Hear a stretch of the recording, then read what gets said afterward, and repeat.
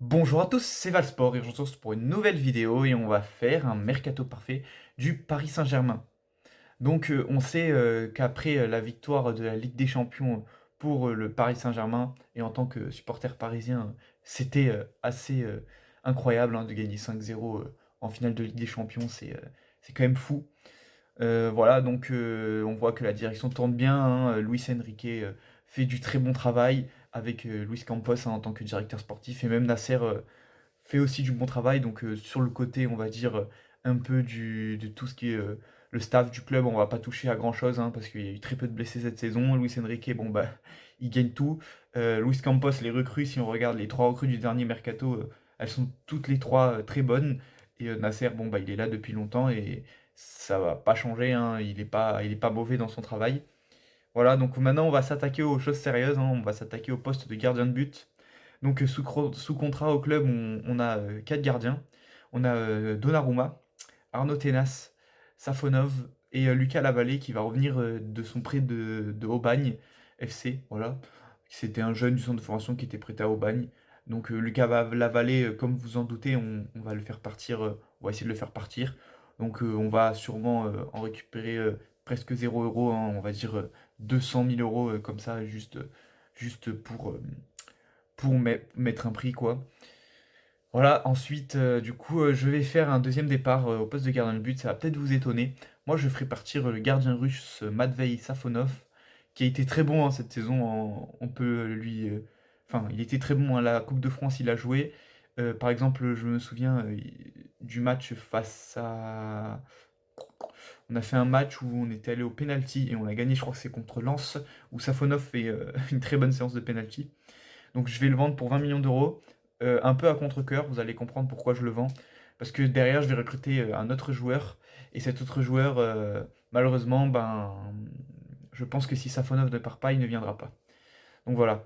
Donc ça ferait Donnarumma titulaire, Arnaud Tenas en deuxième gardien, parce qu'il a quand même montré de belles choses, surtout l'année dernière.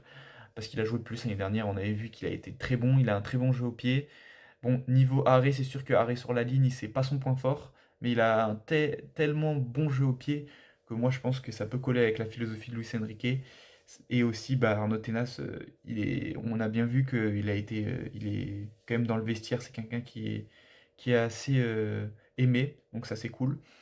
Et du coup, il faut, comme vous devez le comprendre, il nous faut un troisième gardien.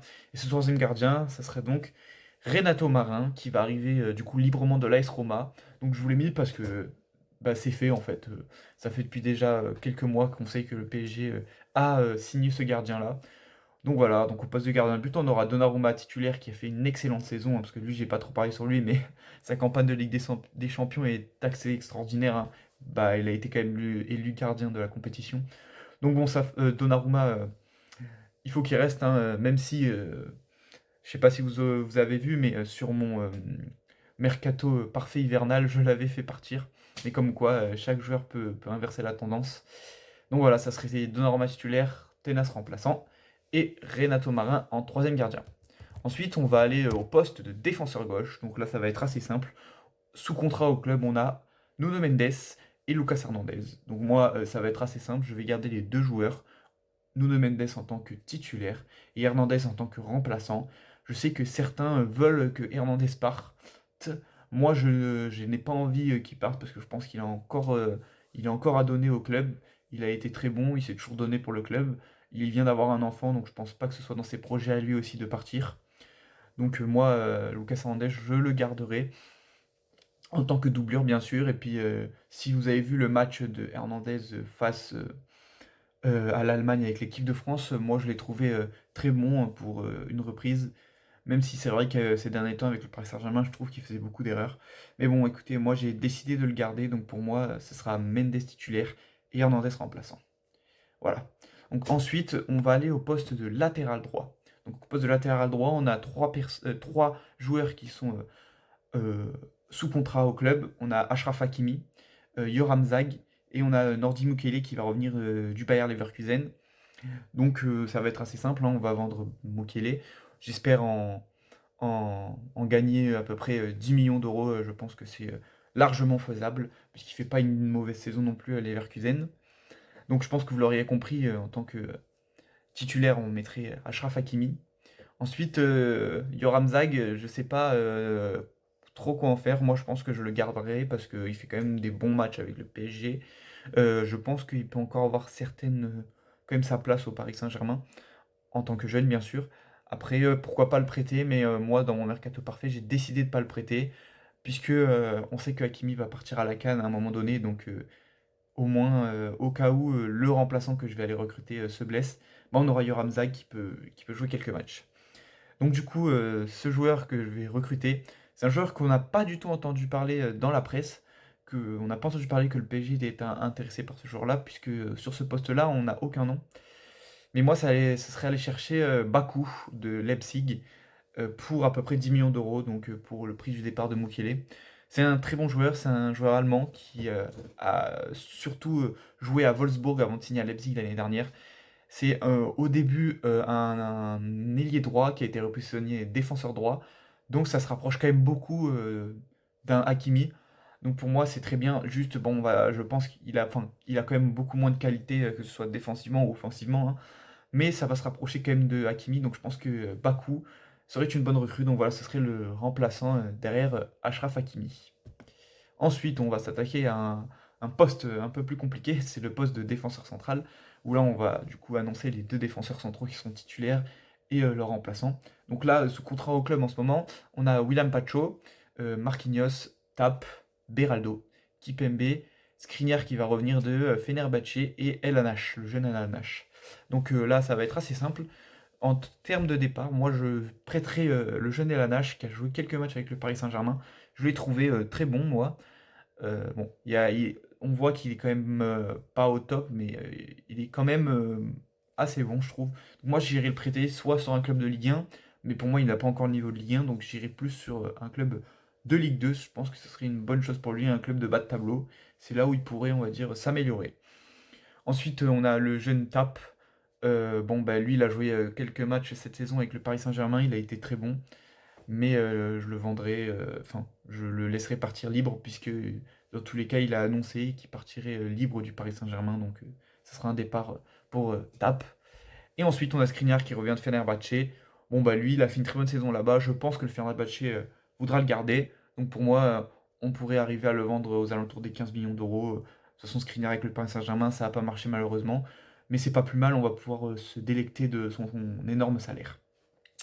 Donc là, ça va être assez simple. En tant que titulaire, on va garder Pacho en défenseur gauche, enfin défenseur central gauche. Et je garderai quand même Marquinhos défenseur central droit. Je sais qu'il y en a beaucoup qui souhaitent le vendre. Moi aussi, je me suis posé la question. Mais pour moi, Marquinhos peut encore rester une saison de plus, je pense. Quand même, je le laisserai encore une saison de plus au Paris Saint-Germain parce qu'il nous faut quand même des joueurs qui ont de l'expérience. Et dans cette équipe, il y en a très peu. Voilà. Donc ensuite, en tant que remplaçant, on va avoir Beraldo et Presnel Kipembe sur les postes de défenseur central gauche. Donc Beraldo, je le garde parce qu'il a fait une très bonne saison, très bon. Et Kipembe, bon, bah, j'aurais bien aimé le vendre, mais à mon avis, vu comment il est blessé, on va avoir de grandes difficultés à le vendre. Donc il restera dans l'effectif puisqu'il est il est invendable. Et on espère bon, bah, qu'il reviendra de blessure et qu'on arrivera à lui faire retrouver son niveau d'avant. Donc si vous l'avez bien compris, il manque un remplaçant à ce poste de défenseur central droit. Et du coup, j'irai chercher le jeune Zabarni, qui est à Bournemouth. Donc j'irai le chercher pour à peu près 50 millions d'euros. Oui, c'est beaucoup, mais c'est un jeune joueur qui est assez extraordinaire, qui fait une très très bonne saison. Donc voilà, vous avez dû comprendre pourquoi du coup j'ai vendu Safonov. C'est pour recruter ce défenseur qui est Zabarni, qui est ukrainien et enfin, ça a été sorti dans la presse que Zabarni ne voudrait pas signer au PSG si il y a Safonov encore présent au club puisqu'il est russe. Bon, c'est politique, hein. Moi, je m'occupe pas du tout de la politique, voilà. Donc voilà, j'irai chercher Zabarni, qui pour moi, au cours de la saison, prendrait la place de Marquinhos, hein, bien sûr. Parce que Marquinhos commence à se faire vieux, et puis ce serait la jeunesse qui rentrerait, bah, enfin, dans le 11. Voilà, donc dans le futur, ça sera une charnière centrale, Pacho Zabarni, qui pour moi serait extraordinaire, voilà. Ensuite, on va s'attaquer au poste de milieu défensif. Donc, milieu défensif, hein, on sait qu'il joue avec un milieu point de basse, Luis Enrique. Donc là, on a Vitinha qui est déjà au club, Moscardo qui revient de près de Reims. Donc on a ces deux joueurs-là. Donc bien évidemment, je garde Vitinha en tant que titulaire. Et donc Moscardo, je me suis posé la question, est-ce que je le garde? Est-ce que je le vends? Donc au début, je voulais le garder. Ou est-ce que je le prête aussi? Au début, je voulais le garder. Puis ensuite, je me suis dit que ce serait quand même peut-être mieux de le reprêter encore une autre saison. Car il fait quand même une bonne saison à Reims, mais je pense il faut encore qu'il passe un step. Et puis j'ai décidé aussi de recruter un milieu de terrain, donc en tant que remplaçant de Vitinha, donc c'est pour ça que je décide de faire partir Moscardo en prêt. J'espère encore une fois en Ligue 1. Ça serait quand même assez bien et dans un club quand même qui le ferait jouer. Voilà. Et du coup, ce remplaçant de Vitinha, ça serait donc le jeune Santos de Strasbourg. Je pense que vous avez vu sa saison, hein, qui est très très bonne, qui d'ailleurs appartient à Chelsea, je crois. Il a fait une très bonne saison en Ligue 1, hein, franchement assez extraordinaire. Donc moi j'irai le recruter pour environ 35 millions d'euros. Et donc il serait remplaçant de Vitinha. Je pense que c'est une bonne pioche et puis ça ajouterait quand même quelque chose au Paris Saint-Germain, hein, puisque comme je l'ai dit, il n'y a pas eu beaucoup de blessés cette saison, mais avec l'enchaînement des matchs, j'ai peur qu'il y ait quand même pas mal de blessés cette saison. Ensuite, on va aller sur le poste de milieu de terrain, donc il nous en faut deux en tant que titulaire. Donc là, sous contrat au club, on a beaucoup de joueurs.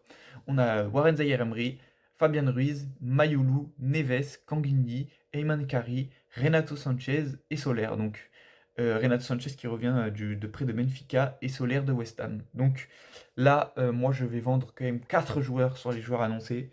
Le premier, c'est Ayman Kari, que je vais vendre pour 1 million d'euros, puisque on sait que c'est un jeune joueur que tout le monde pensait être un énorme joueur, mais il n'a jamais su s'imposer au Paris Saint-Germain.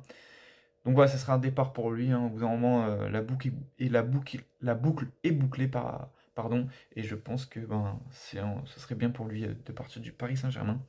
Ensuite, du coup, bien évidemment, vendre Renato Sanchez pour à peu près 3 millions d'euros, puisqu'il vaut plus grand-chose, malheureusement. Et ensuite, on va essayer de vendre Carlos Soler pour 18 millions d'euros. Je pense que West Ham pourrait avoir envie de le garder, puisqu'il fait quand même une très bonne saison à West Ham.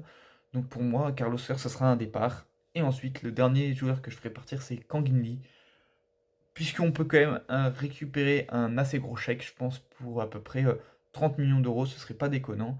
Et on sait que ce joueur a quand même eu des difficultés dans le vestiaire, de ce que j'ai compris. Et puis, bah, je trouve pas qu'il soit. Enfin, il a fait un très bon début de saison, hein, mais après, sur le reste de la saison, j'ai l'impression que Luis Enrique ne compte plus beaucoup sur lui. On l'a pas trop vu. Puis, ouais, on l'a plus trop vu. Donc, pour moi, ça sera une vente pour Kanginli. Du coup, en tant que titulaire, pour accompagner, bien sûr, Vitinha, on va pas changer le milieu de terrain de cette saison, hein. On va donc garder Ruiz et Neves en tant que titulaire. Et donc là, en remplaçant, on mettrait Zaïre Emery et le jeune Mayulu que je fais rentrer dans la rotation plus encore que ce qu'il a été cette année, c'est-à-dire que pour moi c'est un vrai remplaçant. C'est un vrai remplaçant qui va avoir du temps de jeu et qui va jouer. Voilà, donc voilà pour le milieu de terrain. Si vous voyez, si vous regardez bien, vous voyez que la composition titulaire ne change pas. Mais comme je l'ai dit, c'est un mercato surtout pour peaufiner l'effectif qui est très bon. Donc pour moi, comme je vous l'ai dit, l'équipe type ne changera pas, hein, malheureusement. En tant qu'ailier gauche, là on a deux joueurs. On a Visha Kvaratskhelia et Bradley Barcola.